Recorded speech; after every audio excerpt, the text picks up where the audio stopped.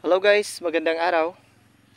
So ang video for today guys, update natin ay ngayong araw na to ay kami ay manguha ng kamote. Siyempre dahil meron ang very special friend ko dito mga ka-farm.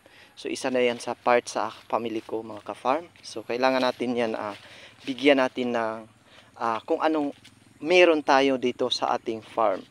So bigyan natin siya ng sili.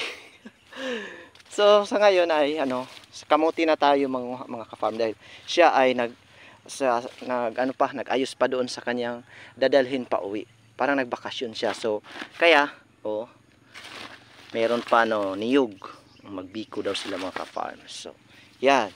Tapos syempre hindi mawawala ang kalamansi or limonsito. At saka kailangan madala to niya lahat to mga ka-farm. Hindi naman lahatin, pero dapat may entry. So, di ba? Syempre, hindi natin kalimutan at huwag natin kalimutan na magpadala ng sibuyas. Sibuyas. At syempre, tayo ay mga moti. Balik mga moti.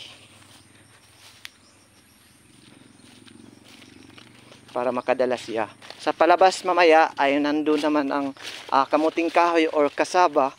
Kailangan makadala dahil weekend masarap magkain-kain mga ka-farm lalo na tag-ulan sa ngayon. So yun, bigyan natin siya kung ano blessing na ating natanggap mga ka-farm. Kailangan i-share din natin, mag-share din tayo sa blessing kung anong meron tayo mga ka-farm. So yung iba dito i-check lang natin dahil hindi naman natin to naubos sa pagpangamuti nung nakaraang araw dahil yung parang pinili lang namin yung mga malalaki. So ngayon ay siyempre nilagay ko yung cellphone niyan. Purya malaglag, purya na lang. Yan. Tingnan natin kung mayroon pa bang laman dito mga kapanda. Kung wala, siyempre hindi natin pilitin kung wala. Kung wala na siya, hindi natin pipilitin. Charot! Yan, wala talaga, wala nang naiwan dito. Kaya wala na nagpapaiwan. Okay, dito na naman tayo banda mga ka-farm. Basta pakita ko lang sa inyo ito mamaya mga ka-farm dahil talaga, sa Bisaya lisod, mahirap kung ito ay matumba. So stipot lang. May nakita na tayo mga ka-farm. Ito ay parang sinyalis na meron talaga, merong laman. So di ba? Yan, ito nakita na natin. So nag 4 months to nung nakaraang mga ka-farm, di ba? Hindi siya magkapareho yung size. Mayroong malaki, mayroong maliit. Okay lang yan mga ka-farm. Siyempre mag-share din tayo sa iba. Comment lang kayo mga ka-farm, baka ma-sharean ko kayo o anong paraan ba yung lahat na yung mga top or highest commentator sa aking channel. Posible kung mayroon kayong membership ay magpapamember ako mga ka-farm. Promise yan. Yan na lang siguro ang paraan na ako sa inyo, makasupport din ako sa channel nyo. Magpapamember ako sa inyo. Kung may membership kayo, monetize na kayo. Yun. Marami pala itong mga ka-farm. Kala ko naubusan na ito ng nanay. 4 yung nakuha ko dito. Okay na diba?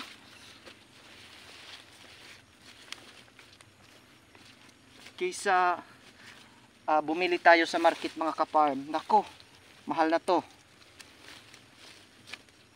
Kapag tayo ay bumili nito, napakamahal. Goodness. See. Ako lang ang nagtanim to lahat mga ka-farm.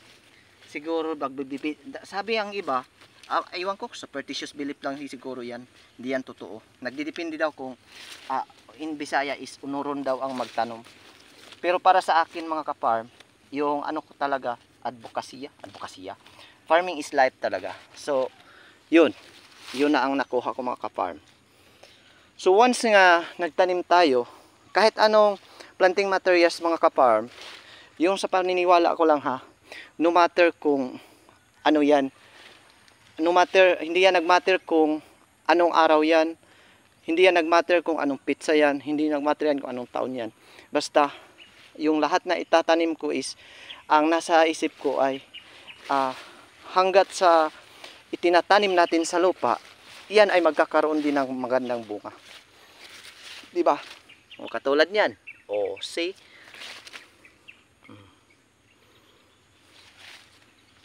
Ayoko maniwala sa hindi ko ako pwede magtanim ng kamuti, mga ganun, mga ganyan dahil hindi ako pwedeng magtanim dahil hindi magkalaman or muunod pag ako ang magtanim. Ay nako. Ano lang, o sa Bisaya pa, katapulan na lang yun ng anak. Di ba? Katapulan na lang yun na, katapulan. So, kailangan ubusin natin to lahat ng mga ka-farm. Pwede naman yung yung ipangamuti natin yung kamay kasi naman dito malambot yung lupa na tinanim na natin. So that's it lang mga ka-farm muna ha, dahil hindi ko pa tapos at saka matagalan tayo at matapos kung tayo ay magbitbit. Nakabitbit lang kasi itong ko, wala akong camera woman. So yun lang muna mga ka-farm ha, that's it. Thank you so much for watching. Bye bye.